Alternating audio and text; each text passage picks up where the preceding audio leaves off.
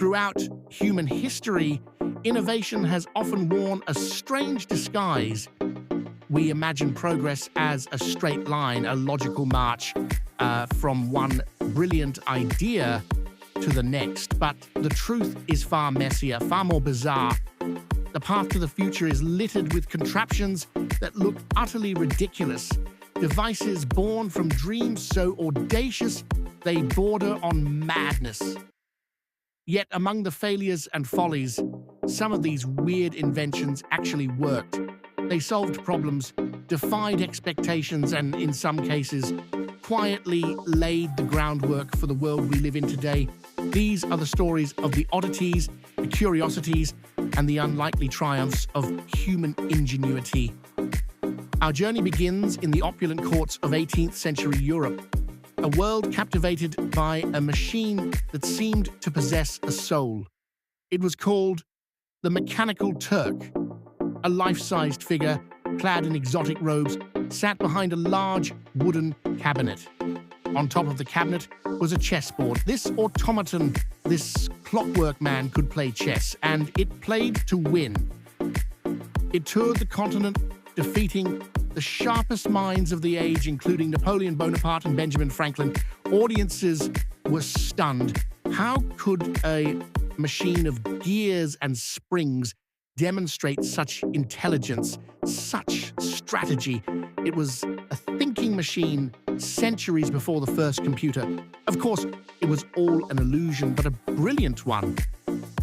Hidden inside the cabinet's cleverly designed compartments was a human chess master, manipulating the Turk's movements with a complex system of levers.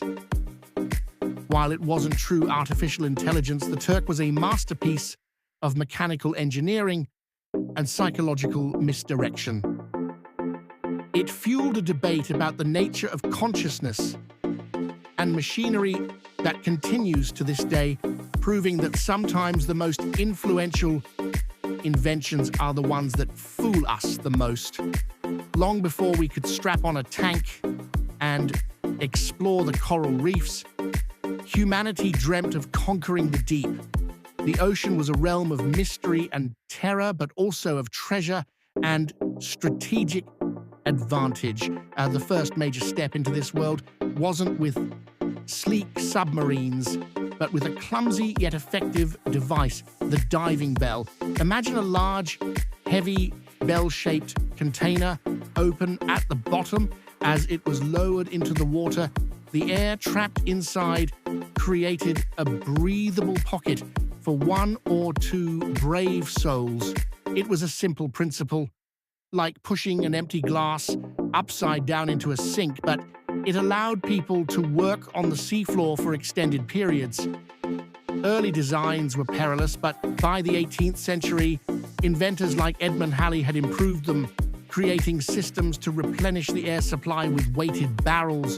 These bells were used to salvage shipwrecks, build bridge foundations, and conduct the first real underwater engineering projects. They were humanity's first fragile footholds in a world not meant for us, a weird and wonderful solution that paved the way for modern deep-sea exploration.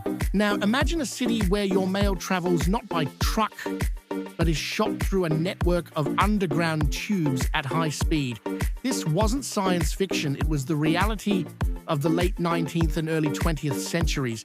Pneumatic tube systems were the internet of their time. Major cities like Paris, London, and New York built extensive networks of subterranean pipes. To send a message, you'd place it in a cylindrical canister, drop it into a terminal, and whoosh, compressed air would propel it through the city at speeds up to 30 miles per hour. It was incredibly efficient for sending urgent documents, letters, and even small packages. Entire buildings, from post offices to stock exchanges, were connected by this invisible web. For a time, it was the fastest way to communicate across a bustling metropolis. So why did it disappear? The rise of the telephone and later, more advanced communication technologies made the expensive-to-maintain system obsolete. But for decades, this strange air-powered network was the beating heart of urban communication. During the darkest days of World War II, military planners explored every possible advantage, no matter how unconventional. One of the most bizarre ideas came from a Pennsylvania dentist: the bat bomb. The plan was as simple as it was strange. Millions of Mexican free-tailed bats would be captured and cooled into hibernation. Small, timed incendiary devices would then be attached to each one. Packed into special bomb casings, they would be dropped over Japanese cities at dawn. As the bats warmed up, they would awaken and fly to seek shelter in the eaves and attics of the predominantly wooden buildings. A short while later, their tiny bombs would detonate, starting thousands of small fires simultaneously and overwhelming the city's firefighting capabilities. The concept was tested, and it worked almost too well. During one trial, a few armed bats escaped and burned down an entire hangar and a General S car at the Carlsbad Army Airfield. Despite its proven effectiveness, the project was ultimately cancelled, overshadowed by the development of a far more powerful and terrifying weapon, the atomic bomb. When you think of artillery, you think of gunpowder, fire, and deafening explosions, but in the late 19th century, one weapon fired its deadly payload with a powerful gust of air. This was the dynamite gun.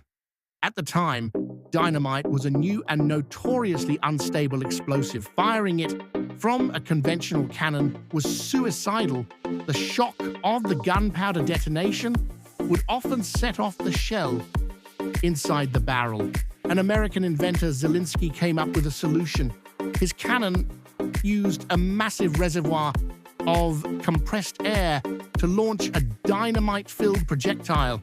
It was quieter, produced no smoke to give away its position, and could deliver a massive explosive charge with relative safety.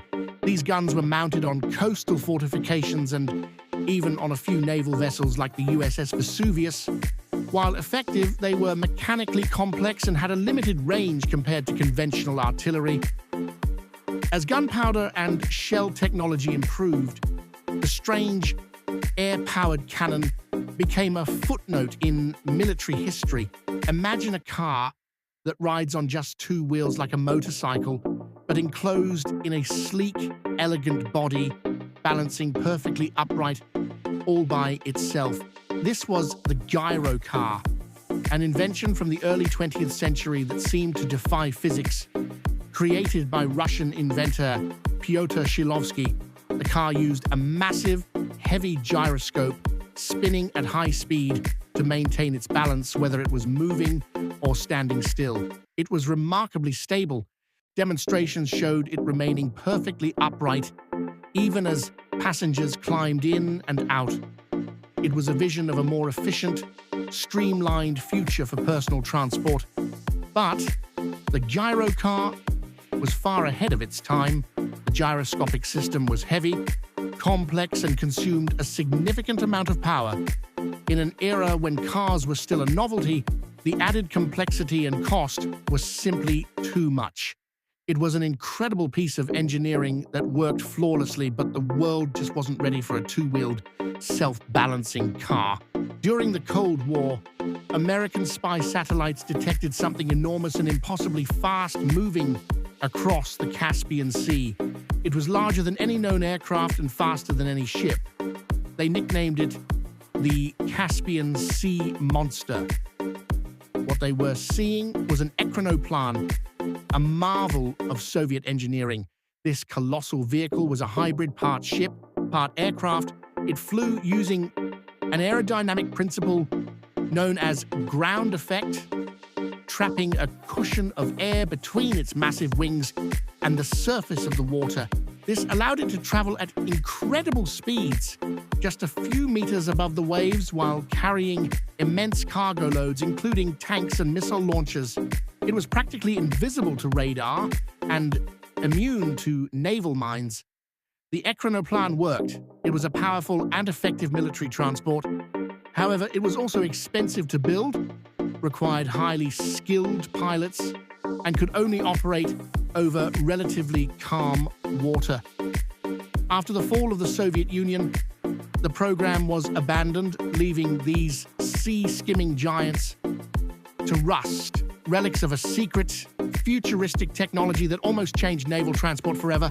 Before the crisp electronic images of today's televisions, the first TV pictures were a blurry, ghostly affair transmitted by strange mechanical contraptions. In the 1920s, inventors like John Logie Baird used mechanical scanning systems to create television. The key component was a spinning wheel called a Nipkow disc, perforated with a spiral of holes. As the disc spun, each hole would scan one line of an image, converting light into an electrical signal. A receiver with a synchronized spinning disc would then reassemble these lines into a moving picture. The images were small, low resolution, and flickered badly, but they were undeniably television. These bizarre, whirring machines were the first to broadcast moving images across distances. They laid the essential groundwork for broadcasting. Proving the concept was possible, they were quickly replaced by superior electronic systems, but for a brief moment, the future of entertainment was powered by a spinning disc with holes in it. From the iron lung that allowed polio patients to breathe, a terrifying but life-saving machine, to early personal submarines and bizarre mono-wheel vehicles, history is full of these strange successes. They are a testament to the fact that innovation is not a clean process. It's a messy, experimental, and often weird journey. These inventions remind us that the most groundbreaking ideas are often the ones that initially make us laugh or scratch our heads in disbelief. What seems ridiculous today might just be the blueprint for tomorrow's reality. The world we have is built not just on the famous successes, but on the strange ideas that dare to work. Thanks for watching.